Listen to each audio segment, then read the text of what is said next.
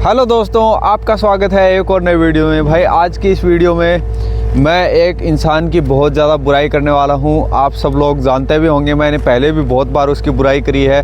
भाई ऐसा इंसान मैंने अपनी लाइफ में कभी नहीं देखा, यहाँ पर आने के बाद में ही देखा है। मैं यहाँ की बात कर रहा हूँ। मैं यहाँ पर इटली में आने के बाद में, यूरोप में आने के बाद में मैंने पहली बार एक ऐसा इंसान देखा था जो कि एकदम मतलब मेंटल पने की हद पार कर दी उसने, पागल पने की हद पार कर रखी है उसने। इतना हरामी इंसान, इतना ख़राब इंसान, इतना घटिया इंसान मैंने अपनी लाइफ में यहाँ आने के बाद में ही देखा है भाई। तो भाई आज के इस वीडियो में उसी की सारी बुराई करने वाला हूँ, आपको बताने वाला हूँ यहाँ पर डेयरी फार्म में किस तरीके से काम करवाया था मुझसे उस मालिक ने। तो भाई देखो, स्टार्ट करते हैं आज का ये वीडियो।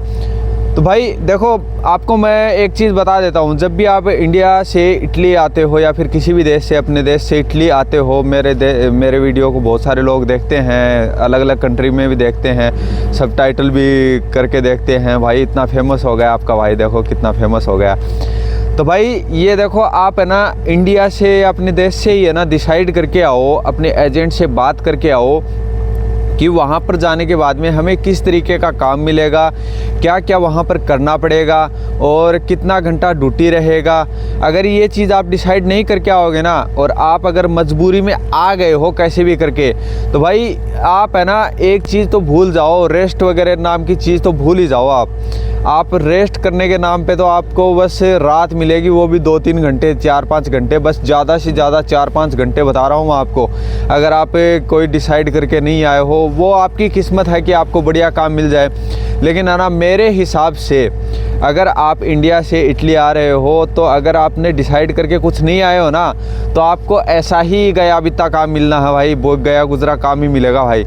मैं देखो इंडिया से बात तो करके आया था, लेकिन मैं मजबूरी में आ गया था। चलो चलते हैं यार, कैसे भी करके चले, इंडिया से चलते हैं यार, 10-12 हज़ार में बैठे हुए हैं यहाँ पर, वहाँ पर जा कर के कुछ पैसा कमा ही लेंगे।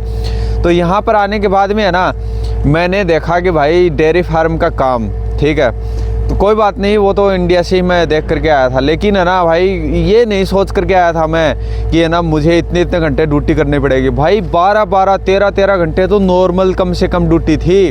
रात को सोने को पता है कितना टाइम मिलता था? रात को मैं 11 बजे, कभी कभी 11:30 बजे सोते थे हम। 11 बजे तो मान के चलो आप, खाना वगैरह बना करके खा करके सोते हैं तो 11 तो बज ही जाते हैं यहाँ पर, ठीक है। 11 बजे सोते थे। उसके बाद में उठने का सुबह पता है कितना टाइम था? जो दूध निकालने वाले लोग थे ना, उनका जो उठने का टाइम था ना, वही हमारा सेम टाइम था।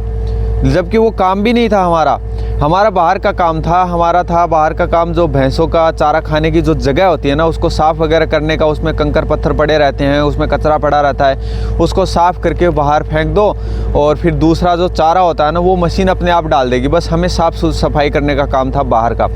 तो बंदा वो 6 बजे उठ करके भी वो काम कर सकता है, हमें 3:30 बजे उठाने की क्या ज़रूरत थी?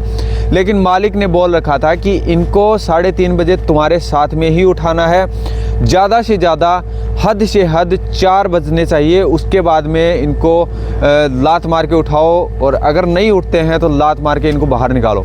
भाई ये काम था वहाँ पर, ये सिस्टम चल रहा था वहाँ पर।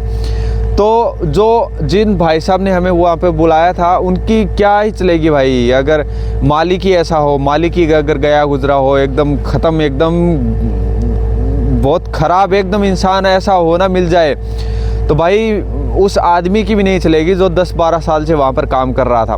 10-12 साल से वो भाई साहब वहाँ पर काम कर रहे थे, लेकिन है ना उनकी उतनी ज़्यादा नहीं चलती थी। क्योंकि है ना भाई, मालिक अगर ख़राब हो तो नहीं चलती है भाई। आप कहीं भी चले जाओ, अगर कोई कंपनी में आप काम कर रहे हो, उसका मालिक अगर ख़राब है तो वहाँ के जो मैनेजर वगैरह है ना, तो उनकी चलती नहीं है। मालिक आकर के रोक टोक करता ही रहेगा, और वो कंपनी सही से चलेगी भी नहीं। यही सिस्टम डेयरी फार्म का होता है यहाँ पे। अगर डेयरी फार्म का यहाँ पर मालिक अगर ख़राब है ना, तो डेयरी फार्म चलेगा ही नहीं आगे। वहाँ पर माना कि बहुत साल हो गए भाई, 30-35 साल पुराना डेयरी फार्म था वो। 30-35 साल कम नहीं होते हैं, 30-35 साल तो मैंने सुना था, बाकी और भी पुराना होगा, क्या पता छोटे से स्टार्ट किया हो उसने।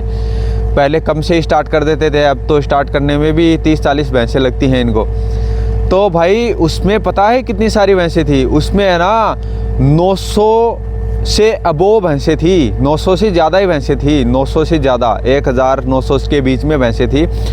और वो सारी मिला के 900-1000 भैंसें थी, जिसमें दूध देने वाली भैंसें हाईएस्ट जो दूध देने वाली भैंसें हैं ना, वो कितनी मापी गई थी 350 से ज़्यादा, 350 से 350, 360 के करीब भैंसें उन्होंने, भाई साहब ने हमें बताया था कि 350 से ज़्यादा भैंसें थी।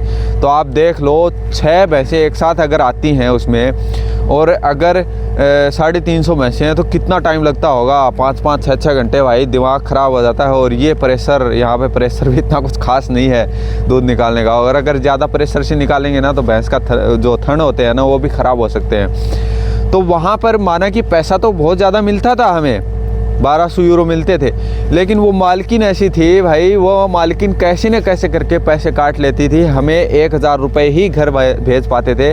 1000 यूरो का मतलब हो गया 1 लाख रुपए, लेकिन उस टाइम पे 80-85 हज़ार रुपये, ज़्यादा से ज़्यादा 80-85 हज़ार रुपये चल रहे थे। अब तो 1 लाख से ज़्यादा जाता है अगर 1000 यूरो बचते हैं तो इतने पैसे बच रहे थे हमें 1000 रुपये, जो कि यहाँ पर भी 1000 यूरो मिलते हैं मुझे, खा पी के 900 यूरो बच जाते हैं। 100 यूरो में आप बताओ, यहाँ पर तो इस वाले डेयरी फार्म में है ना, इस वाले डेयरी फार्म में जहाँ पर मैं अभी काम कर रहा हूँ, दोबारा आकर के लगा हूँ, इसमें तो उसका 100 गुना कम काम भी नहीं है भाई।